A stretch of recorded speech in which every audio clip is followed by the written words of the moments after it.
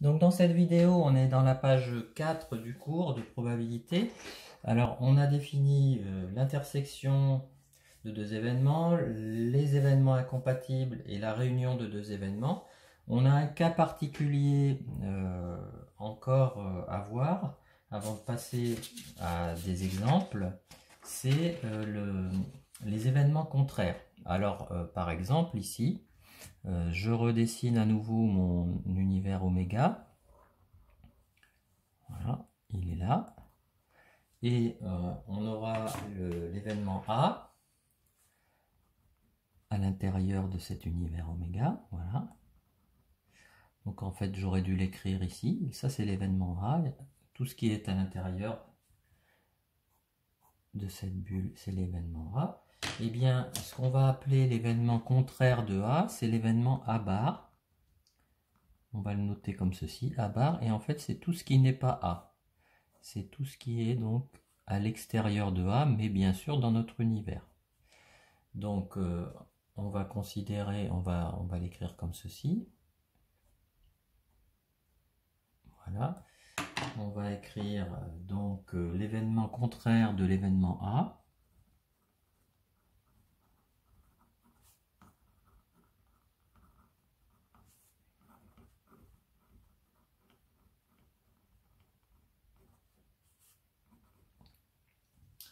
Est constitué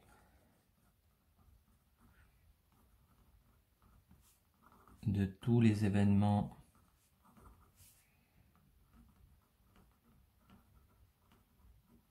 élémentaires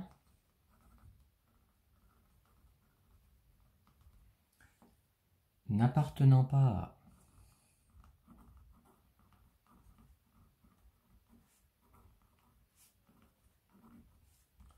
On le note A bar. A bar, c'est le contraire de A. Donc, alors, il en découle plusieurs propriétés de ces définitions précédentes. La première, la plus importante, c'est que pour tous les événements, alors on va la démontrer, hein, pour tous les événements, pour tous événements A et B d'un univers oméga, on a la formule dite de Poincaré, alors le nom ce n'est pas à connaître, hein, qui est que la probabilité de la réunion de deux événements est égale à la probabilité de l'événement A plus la probabilité de l'événement B moins la probabilité de A inter B.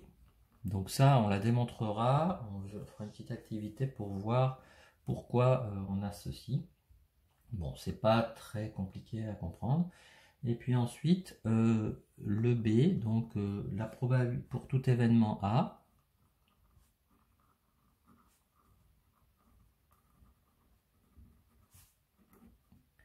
eh bien la probabilité de A bar, du contraire de A, c'est 1 moins la probabilité de A. Alors on va faire une démonstration après. Alors lorsqu'on a deux événements incompatibles, alors oui, une remarque avant, on a vu dans la vidéo précédente et sur la page précédente du cours que la probabilité, quand les deux événements sont incompatibles, A inter B est l'événement impossible. Donc lorsque deux événements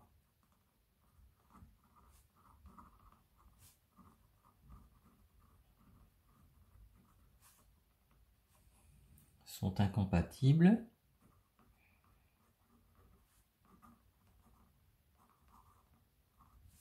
alors la probabilité de A inter B est nulle, puisque A inter B est un événement impossible. On a P de... Alors c'est deux événements A et B, hein. Là j'oublie, mais il faudrait rajouter A et B sont incompatibles. La probabilité de A union B, c'est la probabilité de A plus la probabilité de B. Bon. Donc ça se comprend aisément si on a deux événements qui n'ont pas d'intersection. Si on veut additionner les probabilités, il suffit de, enfin, si on veut calculer la probabilité de la réunion, il suffit d'additionner les probabilités. Alors ici je vais démontrer maintenant la première propriété ici. Donc je vais partir d'un diagramme comme celui-ci. Donc je vais dessiner à nouveau mon univers oméga. Je vais dessiner mon événement A à l'intérieur de cet univers oméga. Donc je vais le mettre comme ça. Voilà. Donc ça c'est A. Alors oméga bien sûr c'est lui. Hein. Je vais mettre en place mon événement B. Voilà. Comme on l'a vu précédemment. Donc ça c'est l'événement B. Et puis je vais définir un événement particulier que je vais appeler A1. Je vais le mettre, en fait je vais colorier cette partie là. Voilà. Donc ça va être mon événement A1.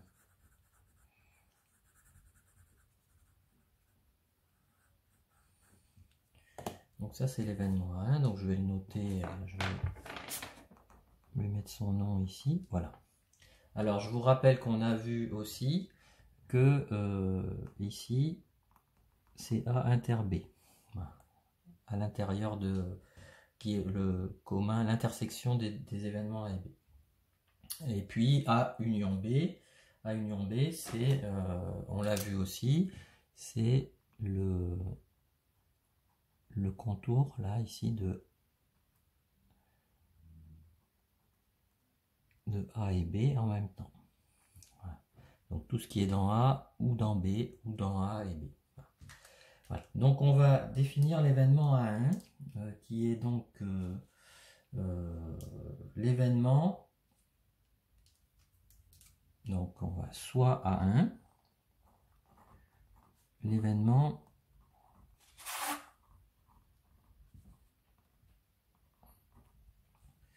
donc constitué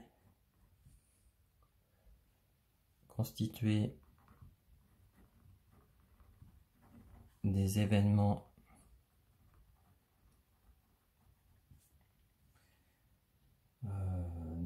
élémentaires qui réalisent A.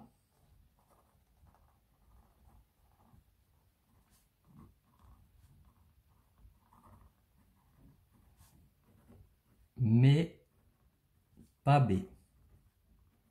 Donc c'est ce qui est en orange ici. On aura donc la probabilité de A union B. Donc tout ce qui est entouré ici en noir, c'est la probabilité de A1 plus la probabilité de B, puisque le orange plus le vert en fait.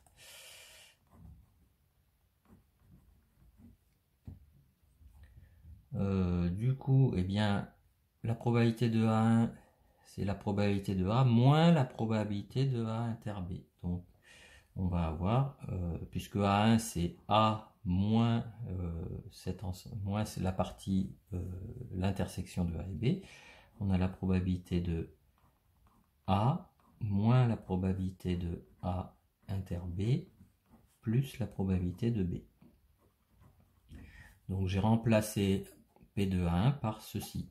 Et donc on retrouve la formule de Poincaré ici. Alors autrement dit, peut-être de façon plus imagée, si je compte les événements qui appartiennent à A, je compte A inter B une première fois. Si je compte les événements qui appartiennent à B, je compte A inter B une seconde fois. Si je compte la réunion, donc j'aurais compté, si j'additionne P de A plus P de B, j'aurais compté 2 fois l'intersection. Donc c'est pour ça qu'on est obligé de la soustraire une fois. On peut voir ça comme ceci. Et puis pour le petit b, alors c'est plus simple. On a A union A bar qui est égal à oméga. Hein, si je fais A, alors si je reviens à ce que j'ai montré tout à l'heure, A et A bar, eh bien, A union A bar, ça fait l'ensemble oméga. Donc la probabilité de oméga, c'est la probabilité de A union A bar. Et puis donc, si j'applique la formule vue précédemment, j'ai la probabilité de A plus la probabilité de A bar moins la probabilité de A inter A bar. Alors, la probabilité de oméga, c'est 1. Et ça, comme A et A bar sont deux événements incompatibles, on ne peut pas avoir A et son contraire en même temps, ça vaut 0. Donc on a P de A plus P de A bar égale 1. On retrouve P de A bar égale 1 moins P de A. Voilà, donc ça c'est la démonstration de la deuxième propriété. Donc très important, la formule de Poincaré, hein, c'est celle-ci, la probabilité de la réunion de deux événements qui va être très utile pendant toute votre scolarité en mathématiques. Voilà pour ceci. Alors on va voir dans une prochaine vidéo la méthode pour appliquer ces formules.